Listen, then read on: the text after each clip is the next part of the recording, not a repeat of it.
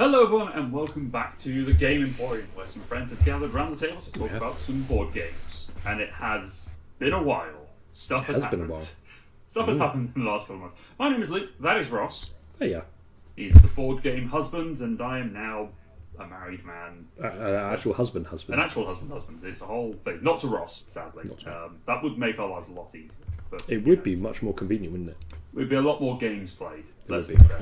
We wouldn't, snipe at each other about buying board games. But, it is what it is. We're going to be talking today about some board games, unsurprisingly. But we're talking about games that are currently hyped on. We are currently hyped on because we've played them recently in the last couple of months. Last month or so, we've had Aircon that we both went to. We had My Wedding, where we had a lot of games that we played at the wedding. A lot of games were played at the wedding. We played quite a few the night before and after, which was all good fun. So we've had some good game memories that have come up. So we're going to try this. We're going to see what sort of things we've come up with. The sort of top few. I don't know how many we've got for, but we'll just see where we end up rambling. I'm going to start with the games that I have played the most of. Sure. In this, the top two are the ones that I played most of are King's Dilemma, because you and I and a couple of others are playing through the King's Dilemma campaign. It's on my list, and I do count that as like each individual game is its own individual session. We played 7 sessions, sort of back to back over the course of like a fortnight. It's an interesting game. It's an interesting very good, story arc. I have my problems with it, but that's a whole. Well, I mean, we had this conversation. We on the walk back, funny enough, in these sessions, and I think you were trying to win. You're trying to win too much. I think a little bit potentially. Maybe. And you just need to I mean, I don't know. I might be just saying that as a comfort for myself because I've only won like one of the games. Or I don't. Yeah, I tied. And I tied in the game first, as well. So maybe it's just comfort for myself. But I think the enjoyment of the game is actually like the story and the decision making and everything that's going along, and the dilemmas that you face along the way, rather than trying to actually win. And I think actually you don't have, which is quite good. This is the thing I really like about it, is it's not like an accumulative. I think it helps a lot, but it's not like it's a cumulative kind of win. So there's one person who's winning quite consistently a lot of the games, but that doesn't ultimately mean actually that they win at the end of the game, because if you look at what we think, at least at this point, is the point scoring, you're in the lead, and I think I'm second. I think you've overtaken me because I came quite low in the last one. Okay. Basically, for those who don't know the King's Dilemma, it's a game about, you basically draw a story card, you read off the dilemma, the council votes on these things. We're basically a King's Council, or a Monarch's Council. Actually, it is all Kings, I think, the way that it's written. And we're just trying to make up these dilemmas. It's very Game of Thrones, like the small council kind of thing. It's that sort of vibe going on, and we vote with power, and we have money that we can influence bribes and such and all that sort of thing. It's quite good fun. It's a lot of interesting divergent storylines that we can go down one particular path and find out what's going on, and it is quite a lot of fun. There's, as you said, probably focusing on winning a little bit too much, maybe, who knows, but what we're assuming on, you and I are probably doing quite well on.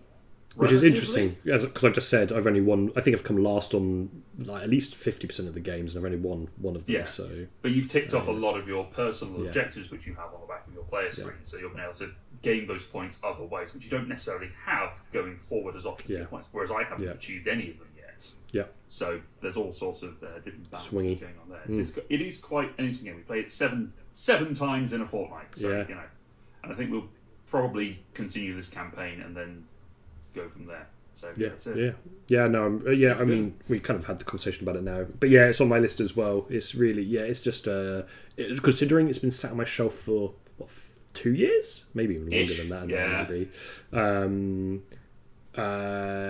It's a bit of a shame. I mean, I'm glad we've got the group that we've got now. I think it's something else I said to you was you got to have the right group of people to play it. Really, you've got to have people who.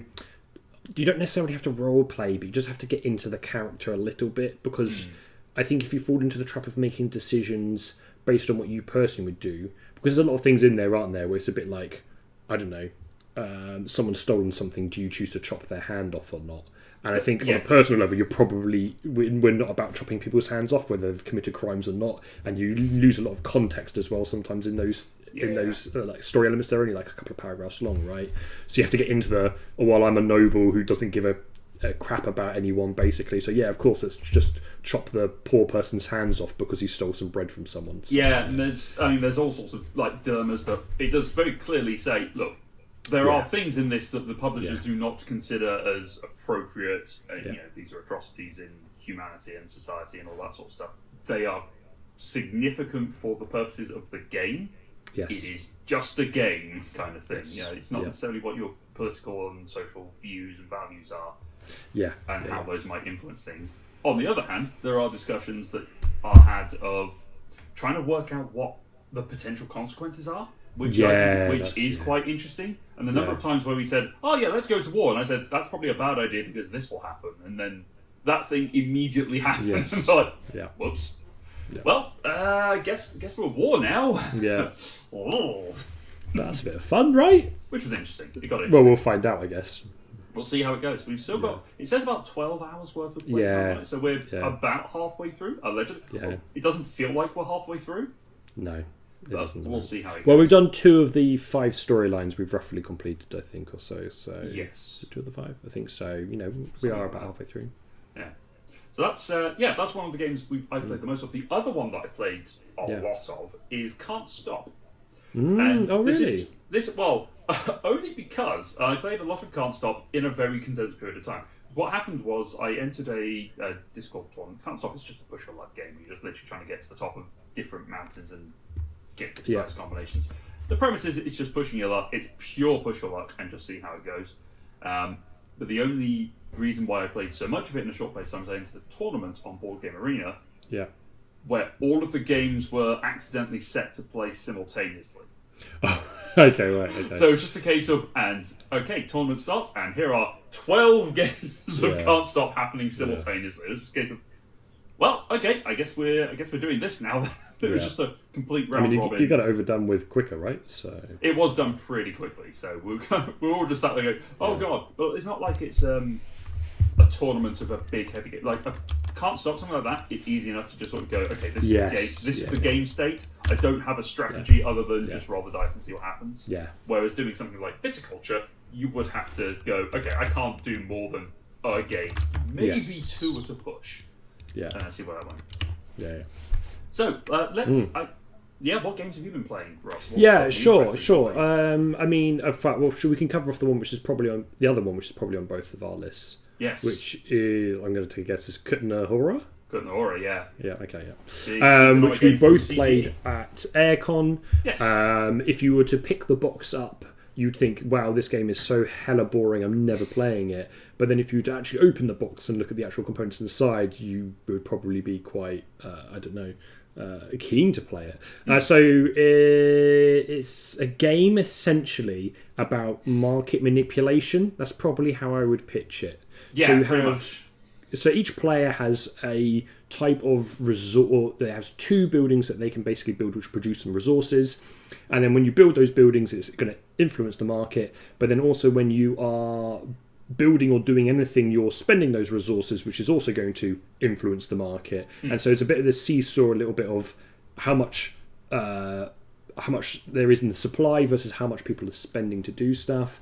The really, really interesting bit is it's managed by this deck of cards which you cycle through, and these little slidey bits, which I'm doing a really poor example of explaining, but basically there's like a display, and so the values change, and as the population grows bigger, there is more demand, so then the cost of those materials goes up, and so on and so forth. And it's really good.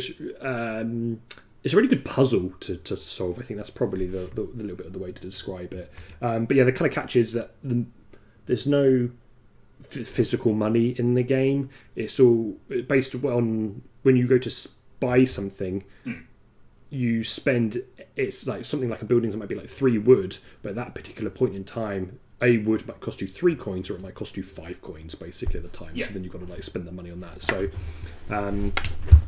really good. We're both really keen on it.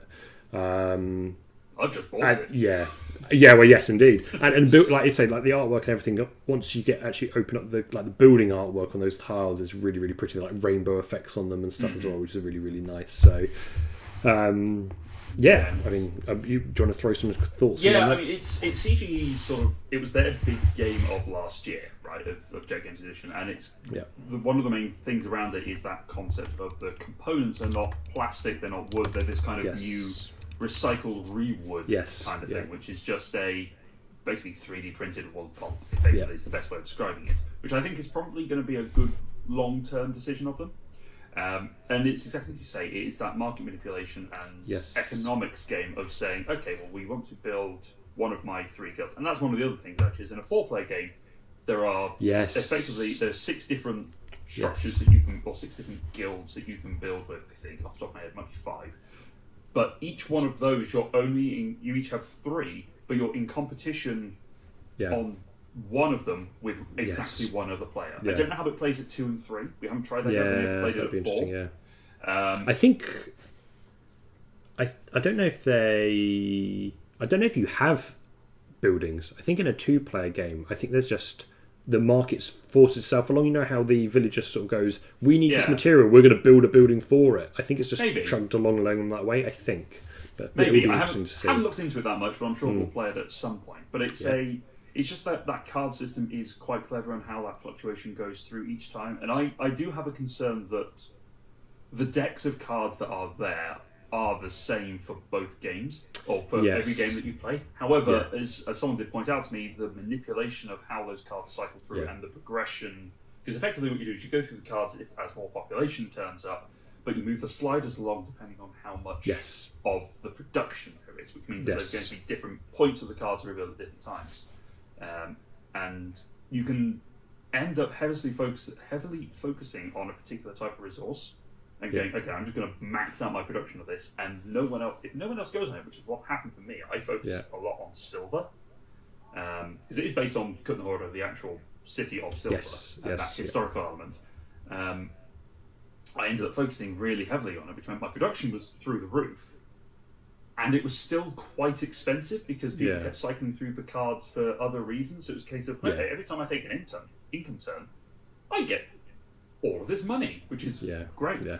But I really like the mechanism it has of the action selection, which is those dual cards that didn't even cover that. They do either side, and you basically have 5 turns to play 2 action cards and do one of the 2 actions that's printed on. So you might go, okay, I want to do this build action. But if I do this build action, I can't get the plot because this one's build and plot. So I need to make sure I keep hold of this card, but that one's got income on it. And those probably aren't exact actions. But I mean, effectively, the 5 different actions are a combination of different cards. It's just kind of cool.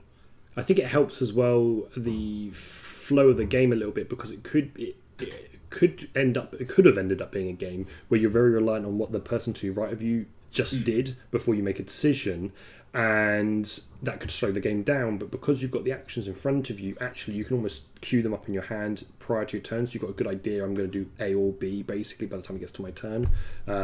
So I think what could have been quite a clunky game, actually the cards really help smooth that out a little bit and just make it move a little bit smoother. So yeah, it's good. Yeah, Kutnahora is a very good game, and I think you said at the time it's one that if you were to get it, you would probably buy the metal coins to go with it, just for that tactile element. Yeah. I may try and track those down afterwards. Who knows? We'll see how frequently I end up playing it. Yes. Okay, so that was probably I think there's another one that might end up on both of our lists, because it's a game that we both played, and that, for me, I think is Rolling Realms. Oh, I did make it onto my list. Yeah, I did wonder if you were there. No, it's funny, isn't it? Well, really quickly, it's funny because we always say we have very different collections and stuff, but actually it's interesting because we have very different collections, but when we come together and we play games together quite frequently, we tend to just both like the same games anyway. So I don't understand how we have very different collections but also still enjoy the same, and maybe we just like lots of games. I guess that's probably the answer. But we are pretty easy when it comes to playing games. There are certain themes that you go towards that I don't. Yes, for example, space in particular. Space in particular, I go a little bit more fantasy based. Yeah. I'm not too fussed about like the whole negotiation things like Twilight Imperium, that sort of thing. Doesn't interest me in the slightest. But you are quite into that one. Yeah. And I think our weight scaling goes a little bit. I'm slowly growing a little heavier, but you go further heavy than I do. Yeah. But anyway, so that's what it is. So Rolling Realms, going back to the game we talked about. This is a game that we played after my wedding, so the night after my wedding, was we were just sort of sitting down, waiting for dinner. We played a round of this. We played this with my wife, Laura, she is now my wife. Yeah, now your wife. Those who did not believe, and her sister and her sister's husband. friends, and the five of us just sort of sat down. We just played this. I was fifth wheeling. You were fifth wheeling, or they were third wheeling. I don't know which way around it is. I don't know. Yeah. Who knows? We polygamerists. It's fine. Yeah, that's it. Yeah. So we basically Rolling Realms is my roll and write game where you are basically given 3 rounds. Each round where you're based on another board game. And in Stonemeier's case, it's going to be predominantly about their own games. So you've got Viticulture, Wingspan, and Tapestry as examples. And on your turn, you're going to roll 2 dice. You'll get 2 different values, and you're going to put them into the different realms. You're going to gather resources, gather points, and then use the resources to help either manipulate the dice or gain additional dice and do all sorts of cool and fun stuff. Yeah. I think it's a game that you and I both quite like because it's hit on the sweet spot of marketing in that it's a game that can be infinitely produced. Yes. It's a very clever system because they've got now expansion packs and promo packs for pretty much all of the Stonemaier games and all of like a bunch of different games that are not Stonemaier published. Like the Architects of the West Kingdom is an example. Ark Nova is an example. Yeah. Feast for Odin. Games that don't begin with A. They're all available. Yeah. It's fun as well because there's not a lot of board game themed board games, and when they tend to be board game themed board games, it's like it's on the nose a little bit around collecting the games or something like that. Like I'm thinking, what's the game called that's behind me that I can't remember right now? What's that game called, Luke? My Shelfie. My Shelfie, yes. Which is literally about putting... Well, actually, it's more about some of them stuff are board on games the and shelf, stuff. Stuff on the shelf, but some of them are board games. Or what's that recent one that's just... it's Meeple Inc. Meeple Inc, for example. So it tends to be very like... thingy. So it's just quite nice that it's like... Because then you can pick the roll and write mini version of the big game that you like. We'll always be like, oh, let's... For example, when we played, the Tapestry card came out, so we were playing with the Tapestry one. I'm like, I'm just going to focus on the Tapestry card, basically, and just sort of... I think to my detriment in the end, I think, because it wasn't quite as strong as the other two which were on there. It was slightly harder to achieve. To do, yeah. But yeah, so that's fun. That's like quite good. You can have fun with that. It's a relatively short game as well. Like you can play, you play 3 rounds with 3 different cards. So you basically get 9 cards out over the course of the game, and you just get to see what points come out at the end. I think everyone really enjoyed it because it is just a straightforward roll and write. It's not complicated. There's no player interaction, which is not surprising. It was designed to be played remotely because it was designed in 2020 during the pandemic. So there is all that, and I think one of the things you're excited about is that there is the Redux version that's coming out in, I think it's the autumn this year. It's coming out. It's this year. Yeah. So we'll be keeping an eye out for that one because that basically brings in a whole bunch of I think it's 12 other realms that you can throw in. It's basically errata and expansion stuff. That's what I'm waiting for, basically, to get to buy into it, basically. Because at the moment it would be quite ad hoc to like buy it and then hunt down all of the things. So I'm hoping I can bulk buy. I don't think it will be all. I don't think it will all be condensed down. But the packs on their own though are like a $5, so it's not. Yeah. It might be a case of I'm just going to do an order for everything. Just see what happens. So yeah, that was a game that I thought we both. Really enjoyed it. It was a really good little game for us to play. It was quite nice to sit down and play because we had played a lot of party games that day, and that one was a little bit thinkier, but not too much so. Yes. Can I throw in a honourable mention? Yeah, please. Which was going in and out, which is played quite a lot of Roll to the Top recently. That was also my journey. Roll to the Top Journeys was the one that came in.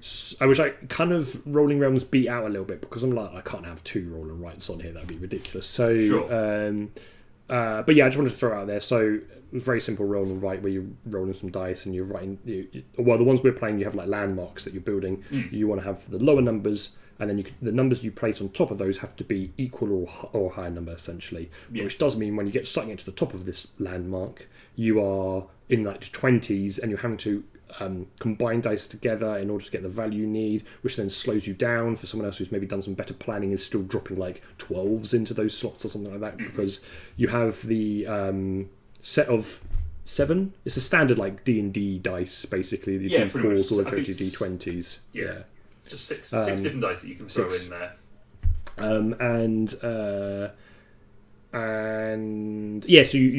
So you roll a d6, you're only going to get 6 as a maximum, but so then you have to add that to another dice. The thing that I really, really, really like about it, which I think makes it much more replayable and gives us a little bit more of a strategy to it. To otherwise would just be you could just do the same thing. Is each round there's another die that basically tells you to either add or remove, or your choice, a dice which is in the pool at the moment. Yeah. Which means you can have some interesting strategies where, say, if you have loaded up loads of really high numbers the whole way across, what you could be doing is you could be, as a strategy, when you get the opportunity, removing the lower level dice, so the other person who's been playing lots of low numbers and should technically have the advantage on you is now forced to write 12s and 15s and 18s into those slots above them, so then it slows them down as well. So I think it just adds a little extra. So, having said it was an honorable mention, I've talked about it quite a lot there, but it's good. So that's why. Yeah, I mean, it's on my list as well because I thought it was something else that we would probably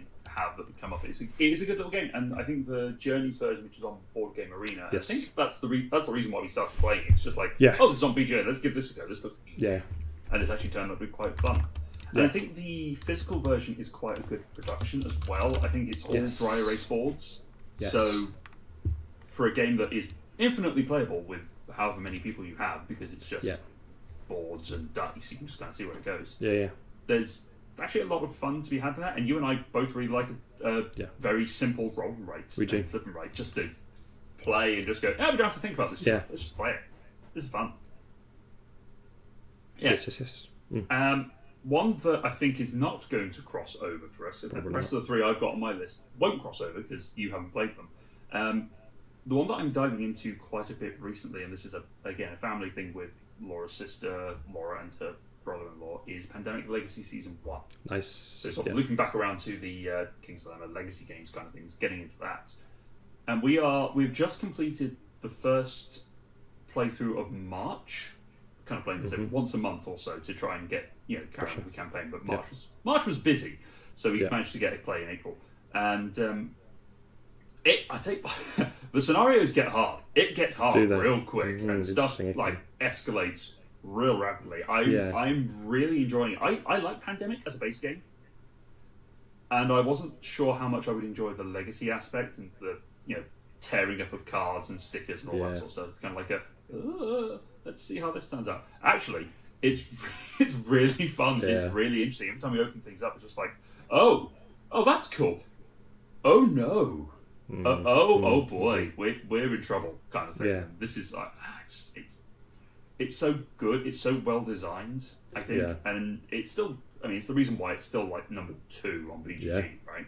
Like it was real good. Let's be honest, people aren't replaying this game a lot. To be honest, if we're being frantic about it, but it's still really good. Yeah. What it does.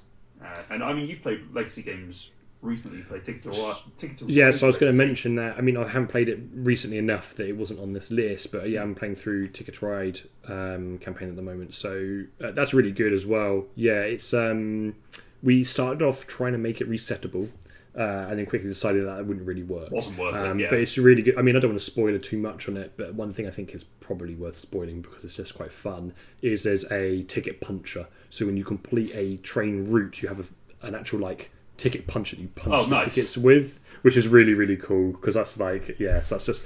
Which is lovely for the production quality sort of thing, but it's also thematically it's just much nicer than ripping a card up or putting a sticker on or something like that. So that's quite cool. So it's been really good. It's been slow actually. We've been quite slow at playing it, but again, a bit busy last few months, so that's how it is. So and I think this kind of links back to you and I when we at the start of this year when we were talking about our challenges. There'll be a card up here somewhere. Take to that where we talked about playing legacy games a lot more, and I think we've now found the group where we're quite happy to play a lot of legacy games. But we're now finding other groups that are quite happy to play legacy games. We've had Ticket to Ride Legacy. We've got to play Near and Far at some point. I've got Pandemic Legacy to play. Divinus is another one I want to give a go to, which has got its full reset pack, so I can play that multiple times and see how that turns out, because I feel like that's going to be a whole thing. I'm looking forward to seeing how that goes. Yeah. Cool. Back to you. Yeah, sure. Yeah, okay. I mean, I know that my last two are not going to be on yours either. I wouldn't have thought so anyway. One of them is Quantum, which I played last Monday at a local board game club, basically. Sure. So this is a game that I played probably like 10 years ago or something, and has been like lived rent free in my brain, just in a tiny little corner, but it's definitely been there the entire time. And then I picked up quite cheap at Aircon in the Bring and Buy. Yeah, it's really good. It's much more of a race than I remember it being, because essentially space themed, unsurprisingly, because I'm talking about it. But you have these tiles which have planets on them, and then you have these cubes that you're trying to place on a planet. In order to place a cube on a planet, you need to combine your dice to be a particular value, bang on that value around the planet, typically ranging from, I think it's 6 through to 11, depending on which planets you're using. Something like that, yeah. But the dice that you're configuring have different abilities. So if your dice is 1, it can only value 1 facing up. It can only move 1 space, but it has an ability where it can shoot someone adjacent basically for free. So that's the ability, so it can double move essentially. But also, interesting, in combat, both sides roll a dice, and then you add the value of the ship that's in combat. Yeah. And then the lower number wins. So your number 1, which just moves very slowly, is the strongest unit. Your dreadnought, yeah. Your number 6, which is your scout, moves very fast because you can move 6 spaces across the map, but will nearly always lose in a fight, unless you get lucky with your roll. And so that's just quite nice, because I don't really tend to like games where there's a randomised element in combat, but it's balanced enough that you're quite comfortable that if you're moving your dreadnought, big basically Death Star, into a space against a scout, you're very unlikely to lose that. It might still happen, but it's just less likely, so you can manage that a little bit. All the abilities are really good, but it's really interesting because it's a race essentially, and so because you can't move, or you can move, actually there's a card list you do it, but you can't really remove, is the word I'm after, cubes off a planet.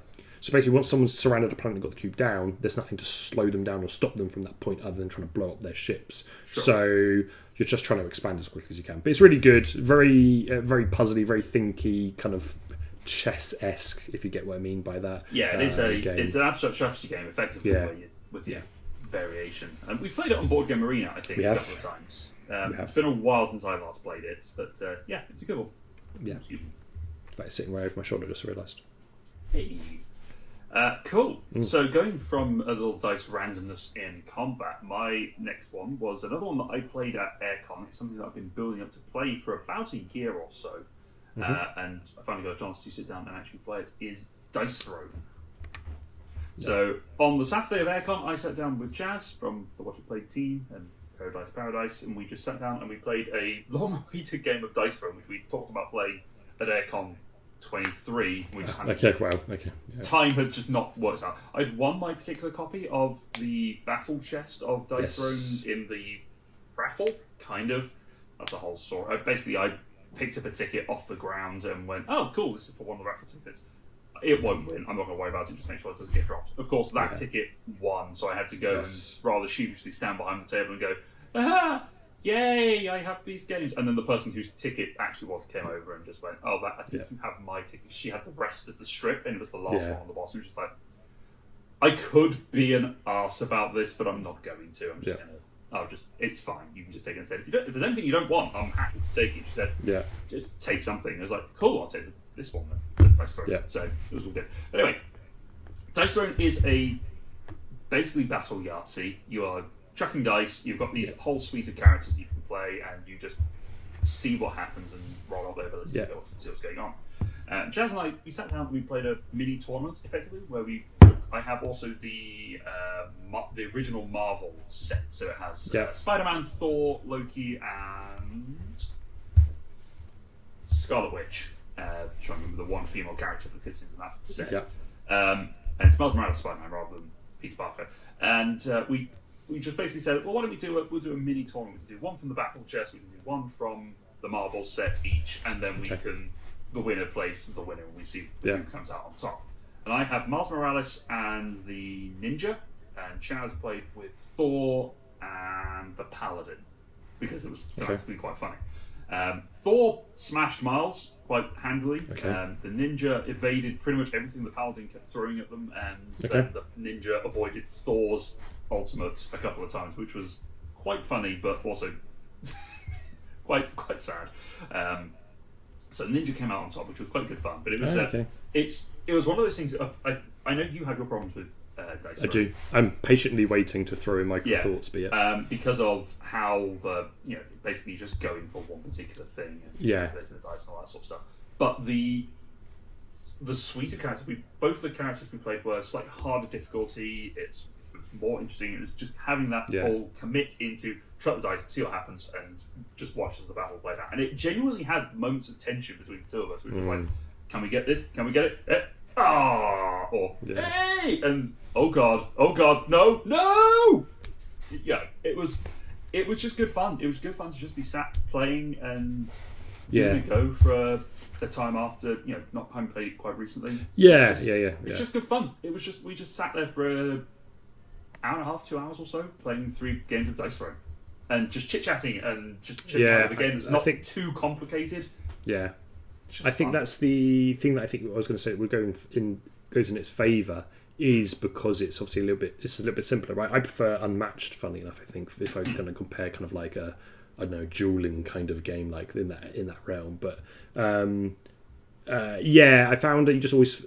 Again, it might just be the games I played, but it just seemed to be like you go for essentially one structure, which is just trying to get a run, essentially, because that's like the stronger abilities, and then that means you can just whittle your opponent down. There was, whatever you want to call them, champions, characters that you want to play that should have lots of interesting elements to them, like, I don't know, they heal a lot more, or they kind of stun or block or whatever. But I find the resources that you put in spending trying to stun someone doesn't really pay out on the other end, because all you're doing is delaying the game, essentially, I think. If that's an example. So you stun your opponent, they can't do anything for a turn. I'm just simplifying here a little bit. Sure. So then it comes back to you, and then you just do it again. You're like, well, I could stun again, but I'm not progressing the game any. I'm not doing anything here, and that seems the same with like the healing mechanisms. So it just becomes basically who can smash the other person's face the quickest, which is fun if that's what you're going in for, and you're just chit chatting along the way. But that was not probably the thing is expectations. That wasn't the expectation I had when I went to play my first game, and that's probably why it missed the mark a little bit for me, because I'm like, well, where's the strategy in here? Where's the thing? Which I think you get with like Unmatched, for example, because obviously you're also playing in a, let's say, physical space. There's a map in front of you, right? So your positioning really counters it a bit as well. So and I get that. Like, I prefer Unmatched as a general game as well. I think it's quite good. I really want to try we might talk about games we want to play in a minute as well.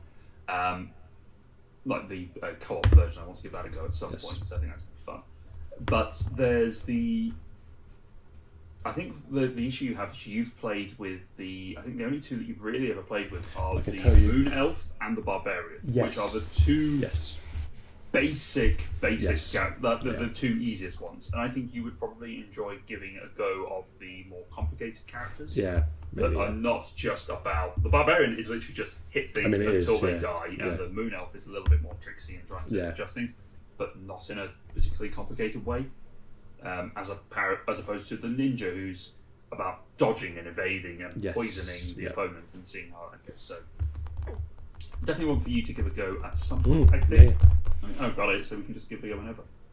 That was my good fun time. Well, I've got one more to add, and it's actually going to be probably quite quick. We'll talk about this game quite a lot already, which is Imperium. Horizons specifically. So I've played it again. I played it again recently, 2-player, and it's sort of, I always say I'm excited to play. I am definitely still excited to play it, but it's changed my opinion on it a little bit. It's definitely a solo game, I think, rather than a multiplayer game. We had a quick chat about how you can make it a bit more of a multiplayer game. But essentially, I could just very, very quickly, because if you've watched any other videos previously, which is probably why you're here listening to this one, I've talked about it quite a lot already, but you have a faction or nation that you typically are playing as. It's a deck builder. You have a deck of cards. As you're playing them, you're purchasing some from the market, you're building some in because you're cycling through your deck, you add a new card, you eventually progress from being a barbarian state to being an empire state, and you either end the game in one or two ways. someone or both of you get overloaded with unrest, which means you've not really managed the expectations of your civilization, and then whoever has the least unrest wins the game. Or you reach the game via a multitude of different things like the market's empty and all this sort of stuff, and then you win based on points, and the point scoring are on the bottom of your card. And yeah, you just take it in turns. The problem I have with it multiplayer is essentially you're still solo playing. There's a little bit of interaction of playing Horizons, which adds a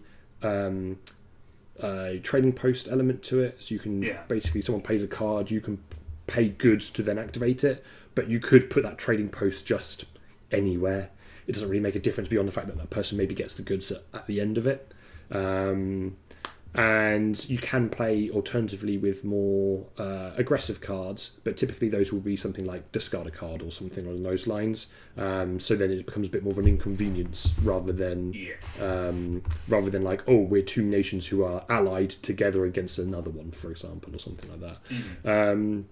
So it's really good. I've got a few small complaints about it, but for the most part, I enjoy it enough that I kind of ignore those a little bit, I think. Yeah. I think a lot of people say it's overly complicated. I agree with that. One of my things is that it's really hard to tell how good you're doing, because you're buying cards and you're doing stuff, and all of these points are locked in at the bottom of a card, but you can never really see the cards that you've got in front of you, and a lot of them as well are conditional. So you'll score 2 points based on other cards you might have in your deck, and that's really hard to quantify. So you kind of get to the end of the game, and sometimes it's nice, but you get to the end of the game and then you're like, this is sort of the best bit almost, because you're like, I scored points for this, points for that, points for this, points for that. And you're like, this is great. And then you're like, or you might be like, oh, this is a bit naff because I didn't realise that I'd only bought one other civilized card, and I'm hinged my whole strategy on having loads of civilized cards or something like that. So I mean, I've played Imperium a couple of times now. I've played once on each of the sets, and I kind of agree with you. I think it is very much a solo game experience, and definitely one to play with no more than maybe one other person. I think you get into the 3 and 4 player count, there's too much downtime in between turns, and it just becomes a case of you can think about what your turn is, and then you can do your turn, and then you're done. And then, but if you're playing with someone who suffers from AP a little bit, they're going to take a long time on their turn. Everyone else is going to figure out what their turn is. So it goes, all right, I'm done. Bang, bang, bang, back to the AP person. The board state doesn't change that much, like the market. No, not really. There's a few cards going in and out of the market. There's 6 cards available in the market. If the cards there aren't ones that you particularly want, you just take blind, or go blind, you just kind of see what's going on. So it's not. It's one of those games that is, in theory, really good. Like, it sounds like it's a really cool deck builder of civilizations, and you've got different cultures and all those sorts of things going together. It's kind of like the Dice Throne and Rolling Realms, where you've got all those different varieties. They come together, they do different things. I think where it stumbles on itself is actually that market a little bit, because there's too much going on with that, and trying to make them marry up with what you've got going on. And other people.